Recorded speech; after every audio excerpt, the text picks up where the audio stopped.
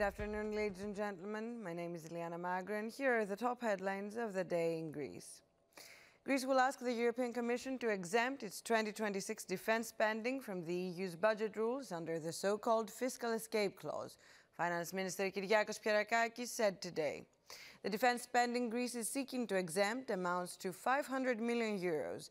It is worth noting that Greece, a member of both the European Union and NATO, already allocates about 3% of its gross domestic product to defense, which is nearly double the EU average.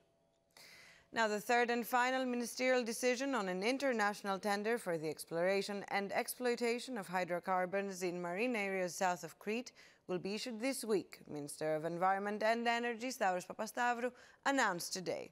He added that the goal is to complete the tender process by the end of June so that it can be ratified by Parliament before the end of the year. In other news, Greek doctors who obtained their medical specialty in the United States will soon have it automatically recognized in Greece, according to an initiative announced by the Prime Minister Kyriakos Mitsotakis last week. Earlier today, however, the Prime Minister discussed the upcoming regulation with US-based Greek doctors and their counterparts in Greece. In order for their specialty to be recognized, doctors will simply need to submit an application to the Pan-Hellenic Medical Association, he said. He explained that the rationale behind this provision is to facilitate the repatriation of Greek doctors currently working in the US. The relevant ministerial decision is expected to be signed next week. Now, work-related fatalities have risen sharply in the first quarter of this year, with one accident occurring nearly every 2 days. According to the Federation of Construction Enterprise Workers Associations of Greece, there were 64 such deaths from January until April, which is the highest number recorded in the past 4 years. Greek newspaper Kathimerini reports that the Labour Ministry has announced a review of the current institutional framework, while key provisions on workplace health and safety will be included in the upcoming Labour bill.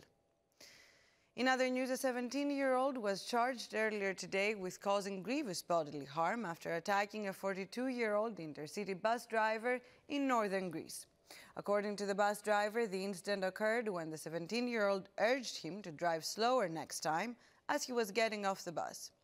The two started arguing, and the driver claimed that the teen grabbed him by the neck and pulled him in an attempt to get him out of the bus.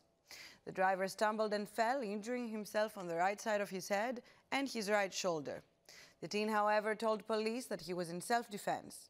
After he voluntarily presented himself to the police, he was referred to the single-member juvenile court of Thessaloniki and was then released pending trial in June. And that's all for today. Tune in again tomorrow for the only English language news bulletin in the country. And ladies and gentlemen, have a good afternoon.